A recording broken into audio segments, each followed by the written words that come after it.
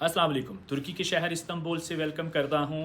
पाकिस्तान से किसी दूसरे मुल्क का वीज़ा लेना मुश्किल ही था, अब ज़्यादा मुश्किल हो चुका है पाकिस्तान से किसी दूसरे मुल्क में फ़्लाई करना।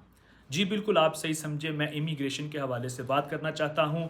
मेरी ये वीडियो पूरी देखिएगा उनके लिए जो पाकिस्तान से दूसरे मुल्क में विज़िट वीज़ा, वर्क वीज़ा या एजुकेशन वीज़ा पे जाना चाहते हैं और आप ऑफलोड होने से बचना चाहते हैं। पिछले कुछ महीनों के अंदर हज़ारों की तादाद में इमिग्रेशन वालों ने पाकिस्तानियों को ऑफलोड किया। क्यों किया? इससे बचने के लिए आपको क्या करना चाहिए? इस वीडियो में आपको मैं चंद वो बातें बताऊंगा जिससे आप ऑफलोड होने से बच सकते हैं। कि मेरे खुद के जानने वाले कुछ ऐसे दोस्त हैं जिनके साथ ये वाकयात पेश आ चुके हैं, चाहे वो वर्क वीज़ा पे हैं या स्टडी वीज़ा पे हैं। विजिट वीज़ा वाला तो बिल्कुल 99% उसको ऑफलोड किया जा रहा है। किसी भी मुल्क का वर्क वीज़ा रखने वाले या स्टडी वीज़ा रखने वाले क्यों ऑफलोड किए जा रहे हैं? बिल्कुल वो आप खुद अपनी वजह से ऑफलोड होते हैं। उसकी वजह क्या है कि आपके पास कुछ ऐसी मालूमात जो कि आपके वीज़ा की कैटेगरी के मुताबिक नहीं होती, या आपके पास वो डॉक्यूमेंट नहीं होते जो डॉक्यूमेंट होने चाहिए। आपका वीज़ा लगता है और फ़ौरन आप एयरपोर्ट की तरफ टिकट करवा के मूव होना चाहते हैं अपने मुतलका कंट्री में। ऐसा ना कीजिए, सब्र कीजिए, देखिए, पढ़िए, ये वीडियो पूरी देखिए, आपके लिए आसानी आप फ्लाई कर सकते हैं।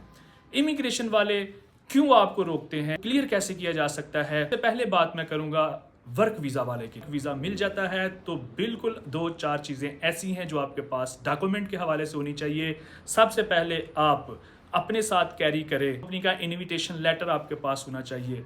वो कंपनी क्या काम करती है, आप कौन से काम में जाना चाह रहे हैं, आपको किस काम की कैटेगरी में बुलाया गया है, वो आपको पूरी मालूमात होनी चाहिए। और आपको ये भी पता होना चाहिए कि आप कितनी सैलरी आपको ऑफ़र की गई है, महीने में आप कितने दिन काम करेंगे, वीक में आपको कितनी छुट्टियां हैं। ये सारी चीज़ें आपको बिल्कुल कंपनी के इनविटेशन लेटर पर भी मेंशन की जाती हैं। बिल्कुल पढ़ें, कंपनी खुद क्या है, आपको क्यों बुलाया गया है, सैलरी क्या है, कितनी मुद्दत के लिए आप वीज़ा पे जा रहे हैं, जिस कैटेगरी में आपने वीज़ा अप्लाई किया है उस कैटेगरी का आपके पास सर्टिफिकेट भी होना चाहिए, ताकि आपको एयरपोर्ट पर किसी भी परेशानी का सामना ना करना पड़े। एयरपोर्ट जाते हैं तो आपके पास कॉन्फिडेंस होना चाहिए, ओवर कॉन्फिडेंस नहीं।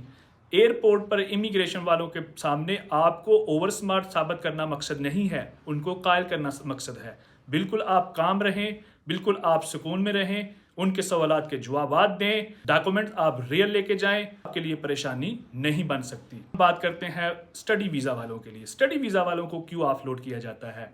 बिल्कुल सेम इसी तरह स्टडी वीज़ा वालों के पास भी सबसे पहले मुतलका कंट्री, जिस कंट्री में आपने एडमिशन लिया है, स्टडी के लिए जाना चाहते हैं, वहाँ की यूनिवर्सिटी का नाम आपको पता होना चाहिए। पता कैसे होगा? आपके पास ऑफ़र लेटर होगा। ऑफ़र लेटर के ऊपर पूरी डिटेल लिखी होती है कि ये यूनिवर्सिटी का नाम क्या है, आपने कौन से प्रोग्राम में एडमिशन लिया है, बैचलर में लिया है, मास्टर में लिया है, एसोसिएट डिग्री में लिया है, की फ़ीस कितनी है, कितने सालों का है, पे आपने क्या किया है, उसकी रसीद आपके पास होनी चाहिए। और बकाया आपने जो पे करना है पास सोर्स होने चाहिए, आपकी बैंक स्टेटमेंट होनी चाहिए, क्रेडिट कार्ड होना चाहिए, या आप अपने साथ कैरी करें। और इस प्रोग्राम के बारे में आपको पता होना चाहिए जिस प्रोग्राम में आप एडमिशन लेके जा रहे हैं, और वहाँ पे आप क्या हॉस्टल में रहेंगे, किसी दोस्त के पास रहेंगे, किस तरह आपने अरेंज किया है। ये सारी चीज़ें आपको मालूमात और डॉक्यूमेंट के साथ होनी चाहिए। बिल्कुल आप फिर एयरपोर्ट पर जाएं, आपके पास रियल डॉक्यूमेंट हैं, कॉन्फिडेंस से आप सवालात के जवाबात दें, घबराने की ज़रूरत नहीं। यहाँ पे आपको ओवर स्मार्ट होने की ज़रूरत नहीं है, सवालात के जवाबात देना मकसद है आपके। और उम्मीद करता हूँ ये सारी चीज़ें आप जब कैरी करेंगे, मालूमात पूरी होगी, तो आपको इमिग्रेशन ऑफिसर के सामने परेशान होने की ज़रूरत नहीं और आपको फ्लाई करने दिया जाएगा। इसी तरह हम लास्ट पे बात करते हैं विजिटर के लिए। किसी भी मुल्क का आप विजिट वीज़ा हासिल करते हैं तो आपके पास बिल्कुल इसी तरह डॉक्यूमेंट आपके पास होने चाहिए। सबसे पहले आप विजिट क्यों करना चाहते हैं, क्या इससे पहले आपने किसी कंट्री का विजिट किया, आपकी ट्रैवल हिस्ट्री क्या है, रिटर्न टिकट होनी चाहिए, होटल बुकिंग होनी चाहिए, और पूरा प्लान आपने डॉक्यूमेंट के साथ प्रोवाइड करना है और मुतमिन करना है। और क्या आपके पास इतने माली मामलात हैं कि आप विजिट कर सकें। ये सारी चीज़ें कैरी करें, एयरपोर्ट पर जाएं, इमिग्रेशन ऑफिसर के सामने बिल्कुल ये सारी चीज़ें रखें। अगर आपसे क्वेश्चन किए जाते हैं तो उनके आंसर दें। आपके पास ये डॉक्यूमेंट हो, आप कायल करें अपने डॉक्यूमेंट से, अपने कॉन्फिडेंस से, और आप बताएं कि मैंने रिटर्न टिकट ली है, मैंने विजिट करना है और मैंने वापस अपने मुल्क में आना है। सबसे बड़ी बात याद रखें कि आपके पास लीगल डॉक्यूमेंट हैं, बिल्कुल आप कॉन्फिडेंस में हैं। अगर आपने कैरी किए 2 नंबर डॉक्यूमेंट, ने फेक डॉक्यूमेंट कैरी किए, तो बिल्कुल आपके लिए वो विजिट फ्यूचर यानी अपने कैरियर का नुकसान भी कर सकते हैं। फेक डॉक्यूमेंट आपको पूरी ज़िंदगी के लिए बैन कर सकता है। लिहाजा कोशिश करें एजेंट पे ना जाएं, अपनी मालूमात के साथ रीजनल डॉक्यूमेंट, रियल वीज़ा और कैटेगरी क्लियर बताएं किस कैटेगरी में जा रहे हैं, विजिट वीज़ा है, वर्क वीज़ा है या स्टूडेंट वीज़ा है।